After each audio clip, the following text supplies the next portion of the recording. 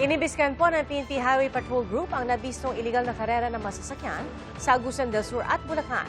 Sa bayan po ng San Rafael, nag-ala Superman pa ang isang rider na sumali sa karera. Saksi, si Emil Sumangil, exclusive. Wala nang ang suot na mga helmet. Buwis-buhay pa ang postura ng mga rider na ito. Aba, ala Superman. Ayon sa Philippine National Police Highway Patrol Group o PNP-HPG, kasali ang mga motorsiklong ito sa tinatawag na bitaw o yung illegal na karera na kailan lang ay nakunan ng video sa bypass road sa San Rafael, Bulacan. Kadalasan medyo liblib pero magandang kalsada at tapos alanganing lugar at alanganing oras. It involves money betting. So malaking pustahan ito at nakaset up usually yung mga sasakyan nila. Mga modified, naharangin nila yung mga incoming at saka outgoing vehicles.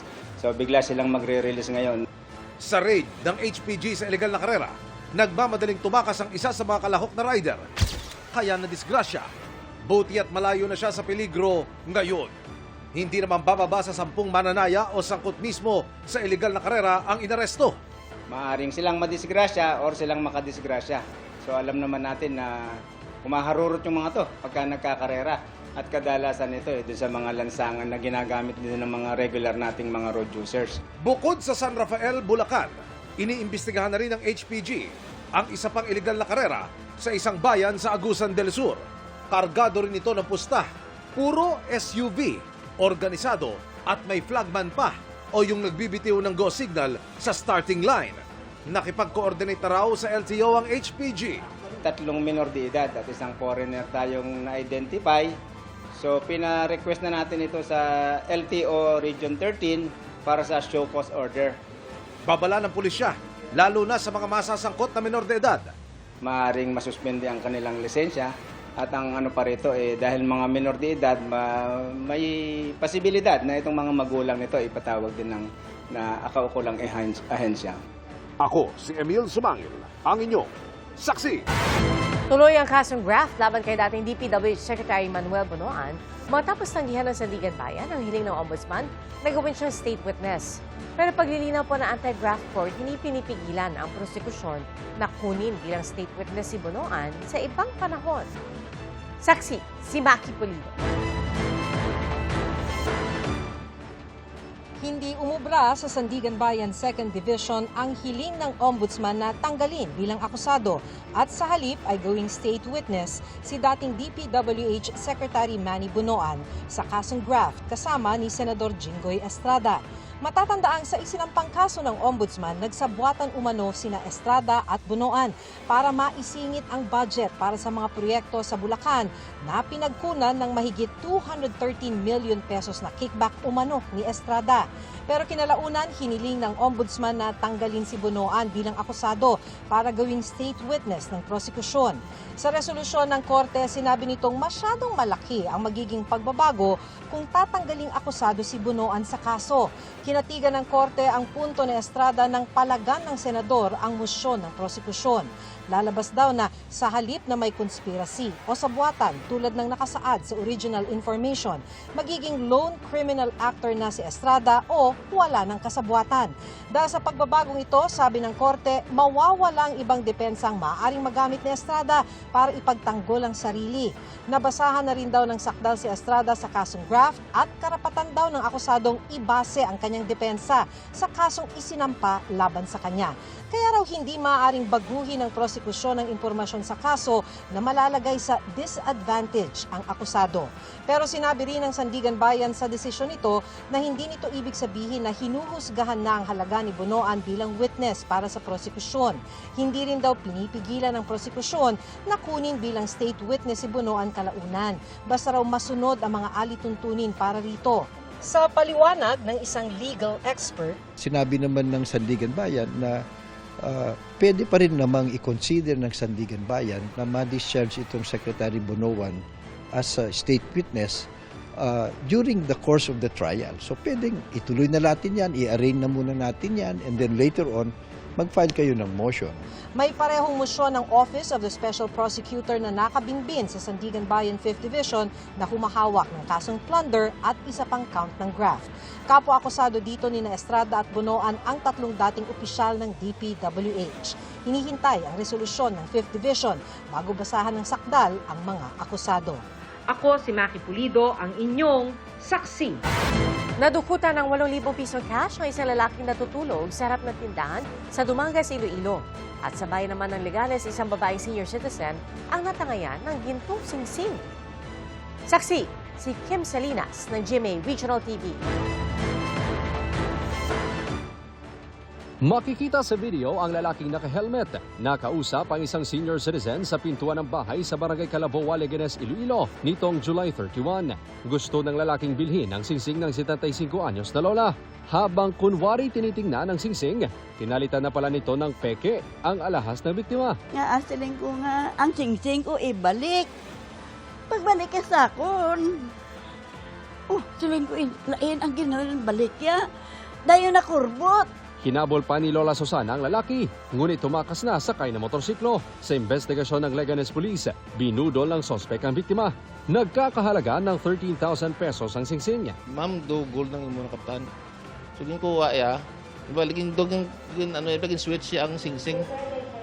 Ang oreg na singsing sang tigulang sa peke na singsing. Sa pamamagitan ng CCTV footage at dahil nakuha ang plaka ng motorsiklo, mabilis na na-identify ng pulisya ang sospek. Nahuli ang sospek na isa palang scrap gold buyer sa kanyang bahay sa bayan ng Santa Barbara. Inamin ng sospek ang krimen. Ibinalik rin niya ang orihinal na singsing. Ba't din nilid lang, mama? May ginagatas pa ba? Isinailalim sa kusuriya ng Leganes MPS ang sospek, ngunit kalaunay nagdesisyon ang biktima na hindi na magsasampa ng reklamo.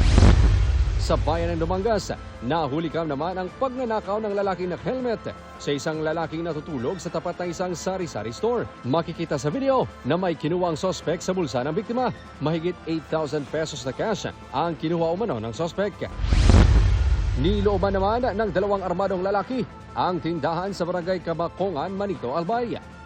Sa CCTV footage, makikita na walang pag-aalilangang pumasok ang mga sospek sa establishmento at tinangay ang ilang gamit at libo-libong pisong cash.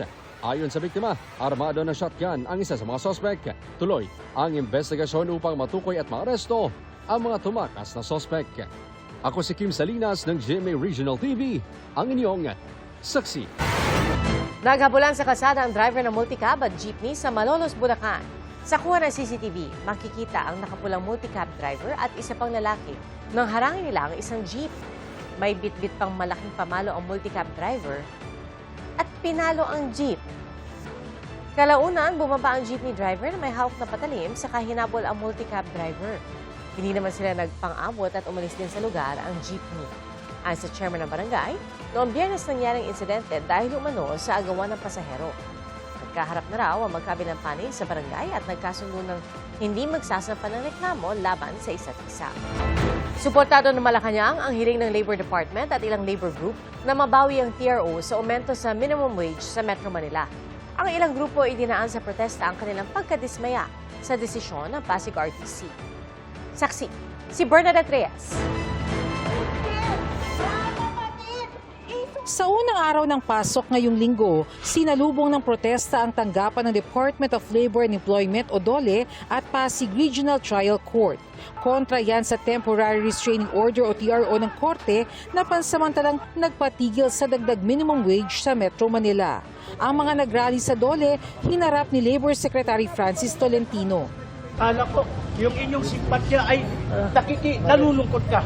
Siyempre malulungkot tayo. Pinadala ko rin yung mga abogado natin doon para labanan.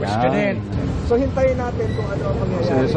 Sa Pasig naman, naghain ng urgent motion for leave to intervene ang nagkaisa Labor Coalition, Kamanggagawa Party List at iba pang grupo para hilingin ang pagbawi sa TRO at maipatupad na ang dagdag minimum wage sa Metro Manila. Nag-file ng motion for intervention para makasama tayo doon sa kaso at makapag-file tayo ng motion para i-lift yung temporary restraining order. Ang 60 pesos sa isang kilong bigas. Sa bawat araw na nagaganap ang pagpapatigil nito ay ninanakawan natin ang pagkain ng mga manggagawa. This sets a dangerous precedent na pwedeng gamitin ng iba't iba pang mga kapitalista sa buong bansa para pigilan ang mga napipintong mga wage hike petition. Sa halip na sa korte sa National Wage Productivity Commission, anya dapat lumapit ang dalawang kumpanyang tumututol sa wage hike. Mismong labor code ang nagsabi na walang pwedeng injunction o TRO na i-issue against sa proseso ng ating Regional Wage Board. Kailangan ng panahon ng korte bago madesisyonan ang motion. 11 grupo sa ilalim na nagkaisa Labor Coalition ang nagkilos protesta ngayong araw dito sa Pasig Regional Trial Court at magpapatuloy raw ang kanilang mga pagkilos hanggang sa muling maibalik sa kanila ang dagdag umento sa sahod. Dumating rin para magpakita ng suporta si Senador Robin Padilla. Suportado rin ng palasyo ang DOLE at mga labor group sa hiling nilang mabawi ang TRO na itinutulak na ng Solicitor General. Of course, ginagalang natin ang lahat ng korte, pero ang pamahalaan, ang administrasyon ay meron naman din pong karapatan na ihayag kung ano ang nararapat. Ang Office of the Solicitor General ay ready naman po na ipaglaban po ang wage order. Ako si Bernadette Reyes, ang inyong saksi.